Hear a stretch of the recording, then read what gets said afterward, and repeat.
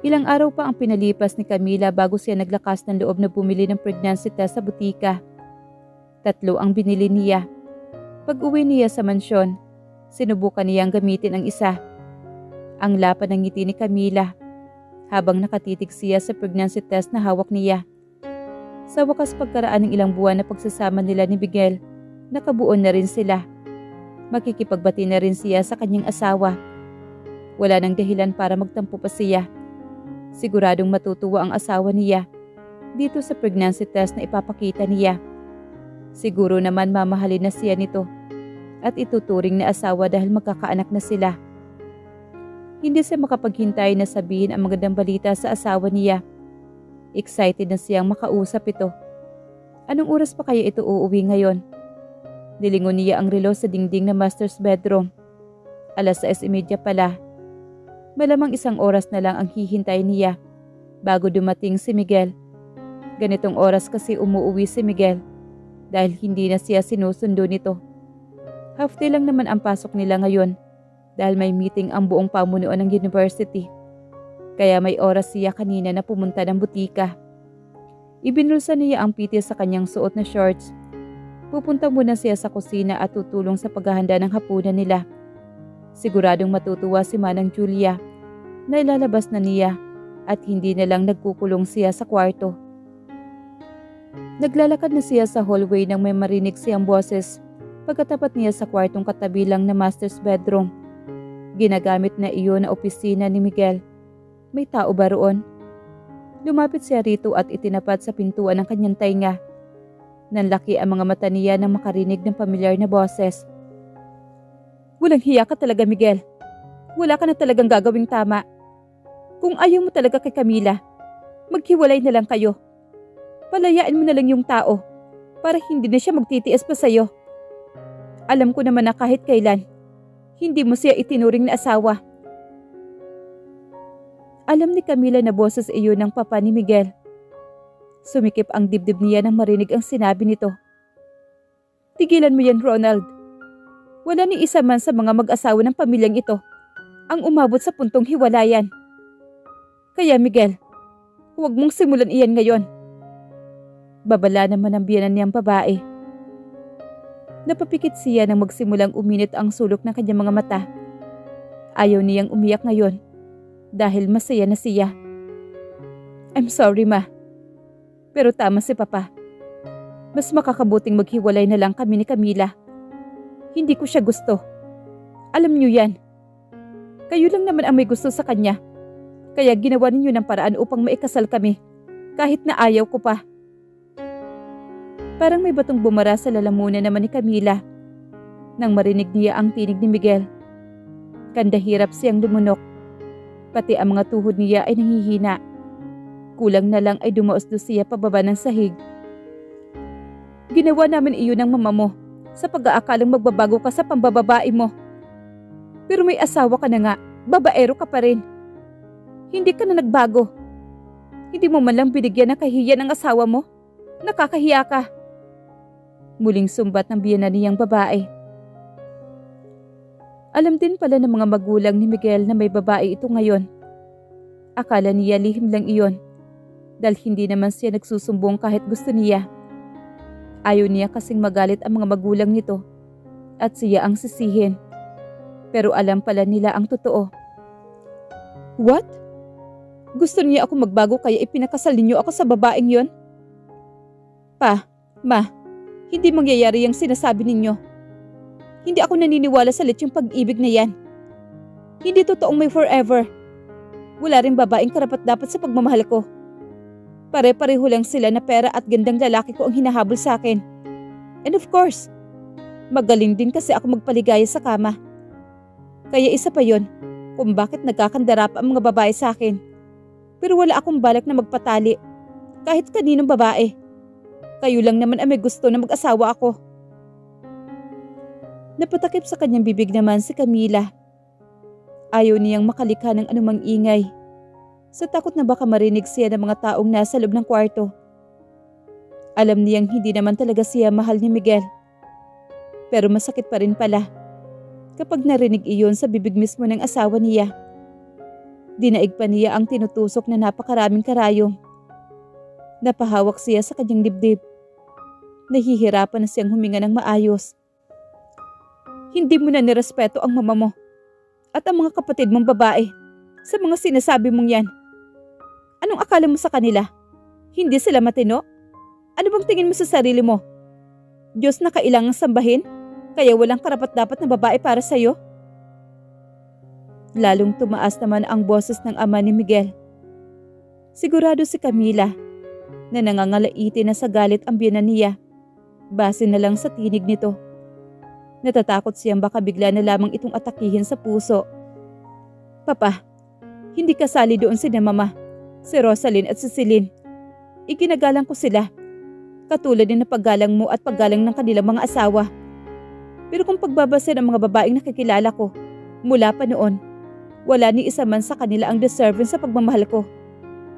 Katwira naman ni Miguel. Gustong umaray naman ni Camila sa huling sinabi ni Miguel. Ibig bang sabihin ng asawa niya, hindi rin niya deserve na mahalin ng isang katulad nito? Kaya pala kahit kailan, hindi siya nito pinakitaan ng anumang concern o kahit kaunting pag-alala man lang. Ganyanin ba ang tingin mo kay Camila? Ano bang ginawa niya sa'yo para hindi mo siya magustuhan, ha? Halos 1 taon na kayong magkasama sa loob ng iisang bubong. Pero hindi mo pa rin siya natututunang mahalin? Ano bang problema? Sabad naman ang mama ni Miguel. Katahimikan ang namayani sa loob ng kwarto. Hindi malaman ni Camila kung napahiya ang asawa niya sa tanong ng ina nito o nag-iisip lang ito ng idadahilan. Pero hindi niya inaasahan ang naging sagot nito sa tanong ni Mama Carmela. I'm sorry, Ma, Pa, pero hindi ko matututunang mahalin si Camila. Kahit pa ang buwan ay maging asol. Nanlaki naman ang mga mata ni Camila sa narinig. Uminit pa lalo ang sulok ng kanyang mga mata. Kumurap siya ng ilang beses upang pigilin ang pagbagsak ng kanyang mga luha. Ganoon na ba katindi ang pagkakadisgusto sa kanya ni Miguel? Para sabihing hindi siya nito mamahalin kahit kailan. Mas higit pa siya sa salitang malas. Wala ba siyang katiting na halaga man lang sa asawa niya? Walang kakwenta-kwentang babae ba siya sa paningin ni Miguel? Ano bang kulang sa kanya? Ibinigay naman niya na ang lahat. Lahat ng pangangailangan nito bilang lalaki. Nitong mga nakalipas na linggo lamang, hindi tumabi sa pagtulog. Pero kahit noon pa man, hindi niya ipinagkakait ang sariling katawan sa asawa niya. Kung hindi pa sapat ang pagkaberhen niya, ano pa ba ang kailangan niyang gawin para matutunan siya nitong mahalin? Gusto ba nitong pagsilbihan niya ito na parang isang katulong? Hindi na niya gustong makinig pa sa usapan. Hindi na niya kaya. Baka tuluyan na siyang iiyak kapag nagtagal pa siya sa pakikinig sa mga ito.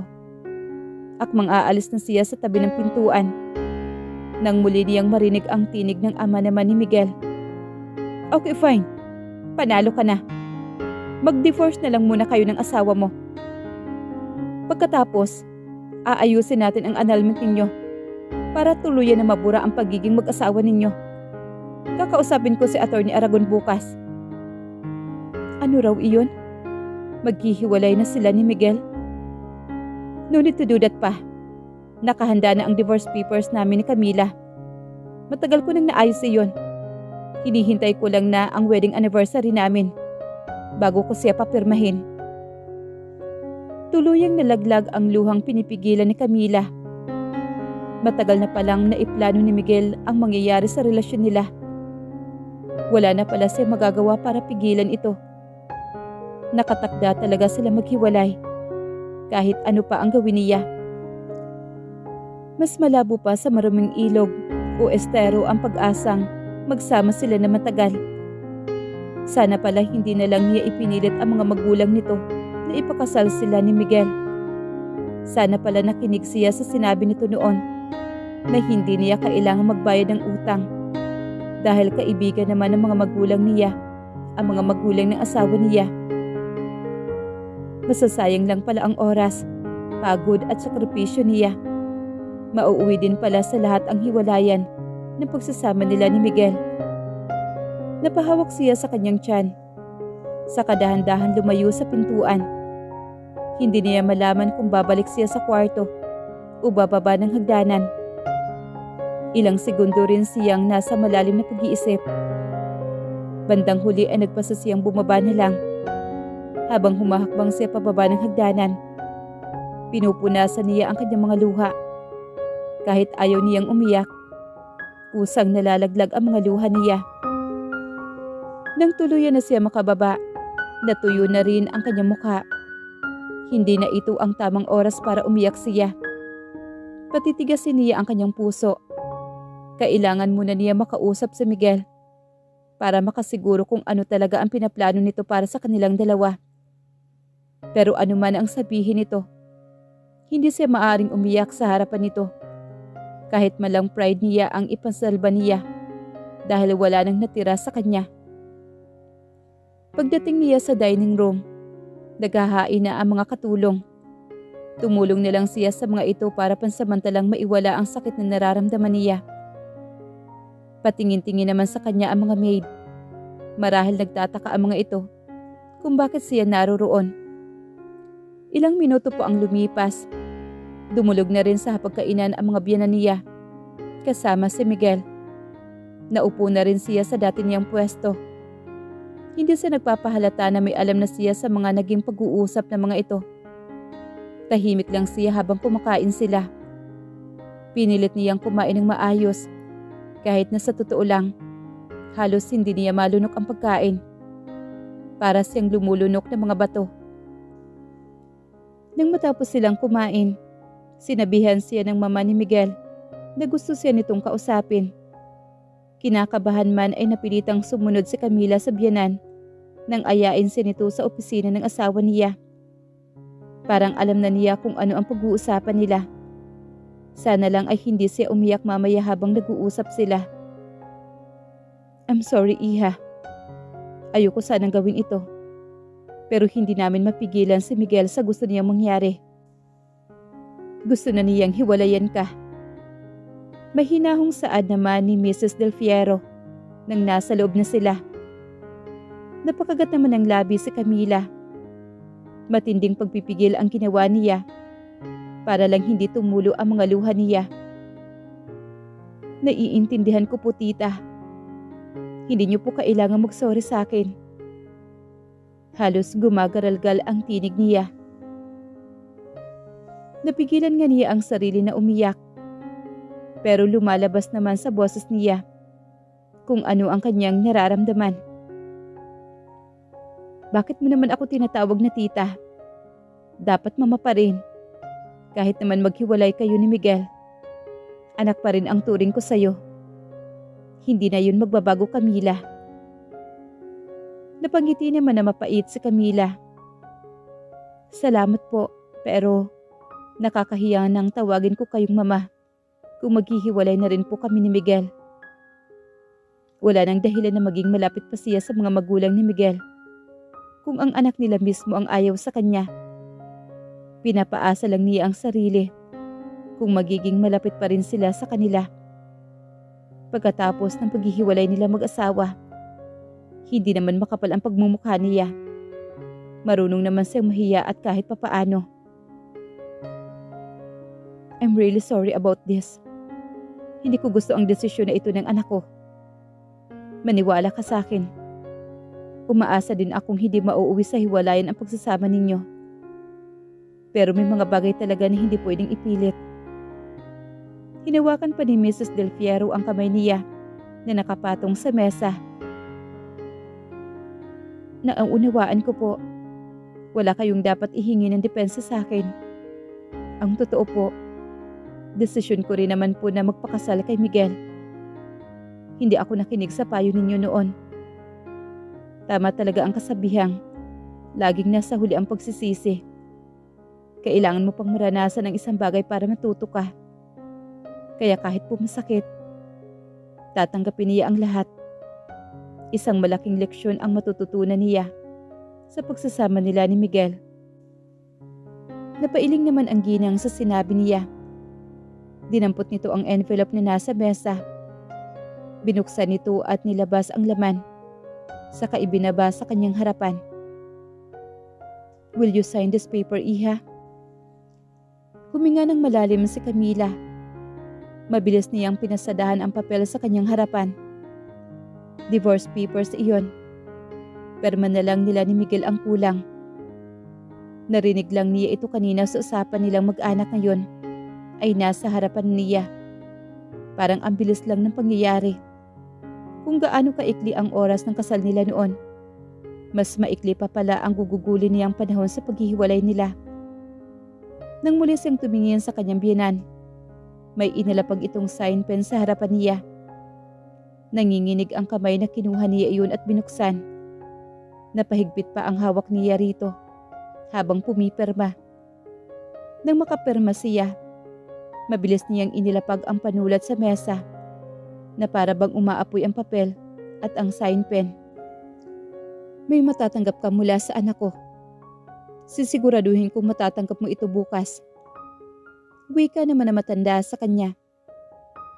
Tumango lang naman si Camila. Hindi na niya gusto magsalita pa. Dahil sigurado siyang basag na ang boses niya kapag nagsalita pa siya. Kahit pa malapit siya sa ina ni Miguel, hindi pa rin niya gustong umiyak sa harapan nito. Alam naman niyang mas kakampihan pa rin ito ang asawa niya kaysa sa kanya. Pinisil naman ni Mrs. Del Fierro ang kamay niya. Nang pakawalan siya nito, agad na natuon ang pansin niya sa suot na wedding ring. Isang pasyaan na buo sa isip niya. Mabilis niya itong hinugot mula sa daliri, saka inilapag sa ibabaw ng dokumentong pinirmahan. Wala nang dahilan para gamitin pa niya ang singsing kung hiwalay na sila ni Miguel.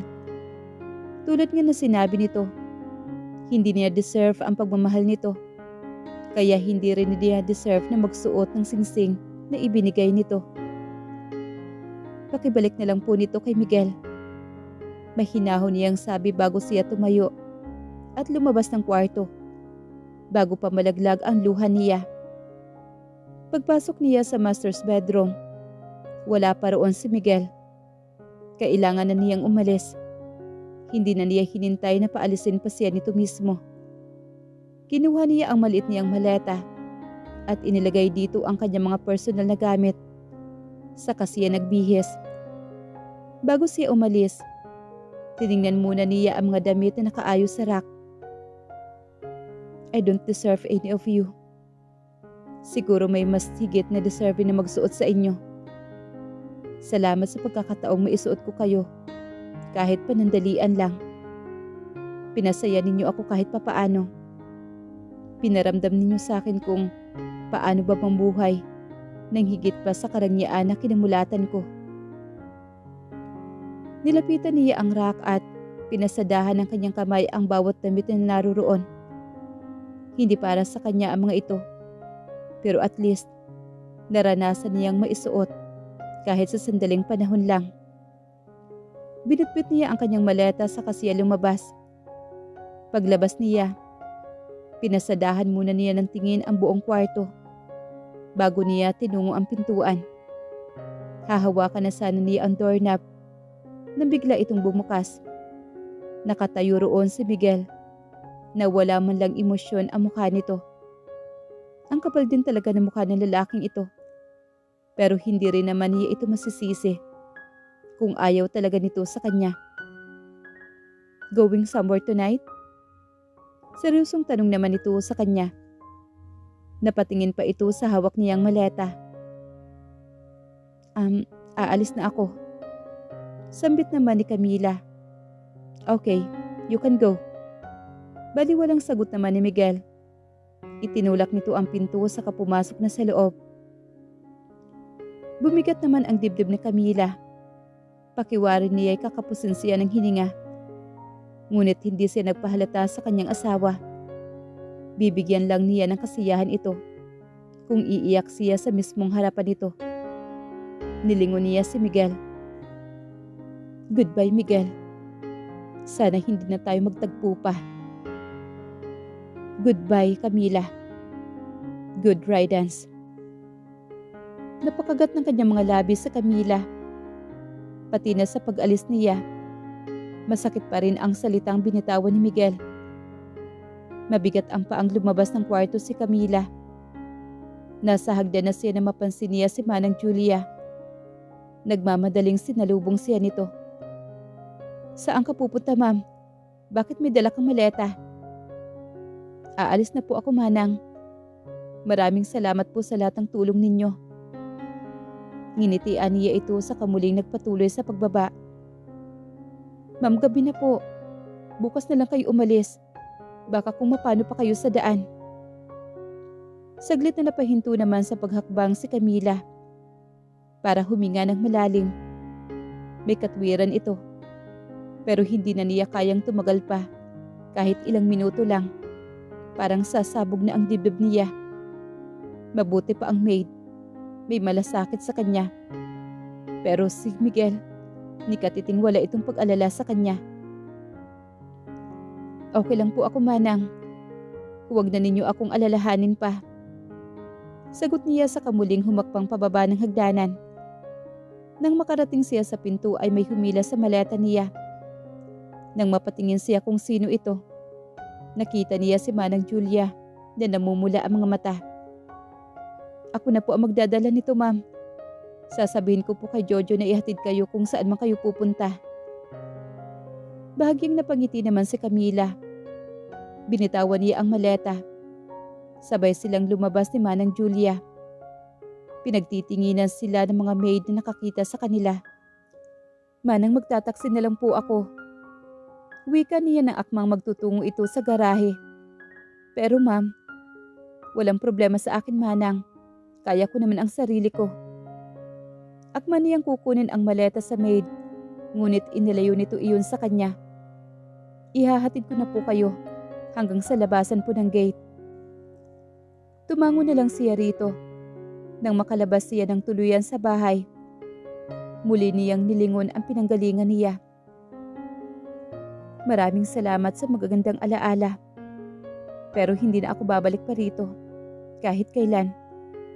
Pabulong niyang sabi bago sinundan si Manang Julia na patungo na sa gate. Sinaladuhan naman siya ng mga gwardya nang lumabas siya ng gate. "Tatawag po ako sa main gate na ikuha kayo ng taxi, ma'am." Wika naman ng isa. Nagpasalamat naman siya rito. "Pumasok na kayo sa loob, Manang. Ako na ang bahalang maghintay sa taxi." "Hindi, ma'am. Sasamahan ko kayo rito hanggang dumating ang sasakyan ninyo. Sana pumayag na lang kasi kayo na magpahatid kay Jojo."